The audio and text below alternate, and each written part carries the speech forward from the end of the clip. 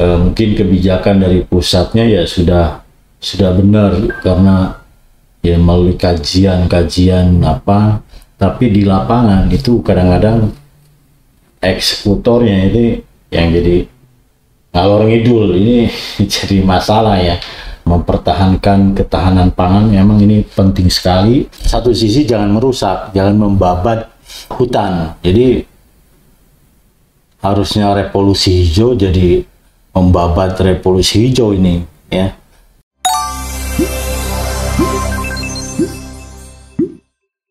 Oke, Assalamualaikum warahmatullahi wabarakatuh. Jumpa lagi dengan saya Ermain di biasa acara ngopi ya, curhat sambil ngopi ya. Namanya kita ada program namanya curhatan nih. Ya sedikit panas, sedikit dingin. Oke, kali ini saya akan mengupas ya. Ya ini agak sedikit menyinggung ya. Tapi ya bukan menyinggung sih ya, mengingatkan atau ya memberikan saran ya, masukan ya, kritikan juga boleh ya. Jadi ya kalau nggak dikritik kadang-kadang ya bisa bulak belok ngalor ngidul ya. Kritik ya biar atau dikasih masukan jalannya tracknya lurus lagi ya, seperti itulah ya. Jadi jangan baperan. Oke. Ya rame akhir-akhir ini memang ketahanan pangan di setiap negara menjadi perhatian khusus bagi pemangku kebijakan di semua negara ya.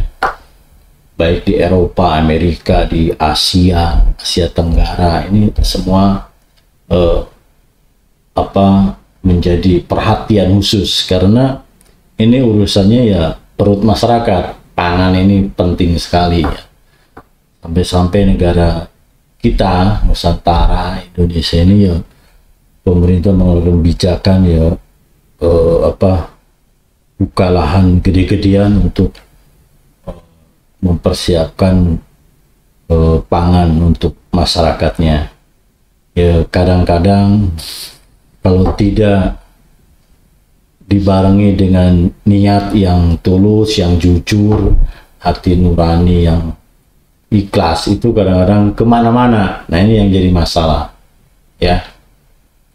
Mungkin kebijakan dari pusatnya ya sudah benar karena ya melalui kajian apa, tapi di lapangan itu kadang-kadang eksekutornya itu yang jadi ngalor ngidul. Ini jadi masalah ya.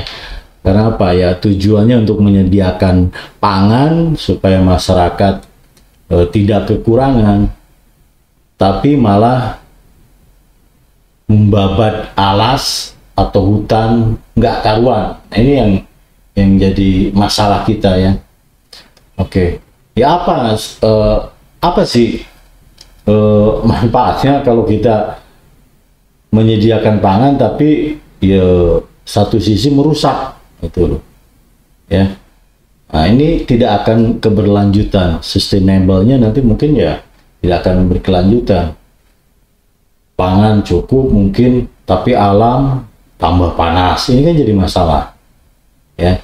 Ini hati-hati, makanya kebijakan yang sudah diukur, sudah melalui kajian dan segala macam ya, pas saat eksekutornya itu harus ya dibarengi dengan niat yang tulus, nurani yang benar ya, jujur. Nah ini ya bukan malah ambil kesempatan dalam kesempitan. Ini yang kadang-kadang masyarakat ya, saya sendiri itu ya pegel gitu loh jadi lihatnya. Jadi boleh kebijakan untuk mempertahankan ketahanan pangan memang ini penting sekali ya. Suatu negara kalau pangannya masyarakatnya kurang ya itu akan repot ya. Jadi ekonomi, politik tidak stabil, ya saya oke-oke aja. Tapi satu sisi jangan merusak, jangan membabat hutan. Jadi harusnya revolusi hijau jadi membabat revolusi hijau ini, ya. Makanya hati-hati, ya, hati-hati ini, hati-hati sekali, karena ya namanya buka untuk tanaman pangan gede-gedean ini pasti ya tidak puluhan hektar atau ratusan hektar, ini pasti kan ribuan hektar. Ini yang jadi masalah. Jadi ya eksekutornya itu studi bandingnya yang benar nih, terus amdalnya yang benar, bagaimana, apakah harus membabat hutan. Nah ini kan jadi masalah. Atau di lahan yang kritis tapi dengan sentuhan teknologi pertanian. Nah ini kan banyak cara sebenarnya, ya. Nah ini jadi hati-hati kalau untuk para pemangku kebijakan, bahwa untuk menyediakan kebutuhan pangan masyarakatnya, rakyatnya, tapi di satu sisi malah merusak alam. Ini nggak benar juga, ya. Karena apa?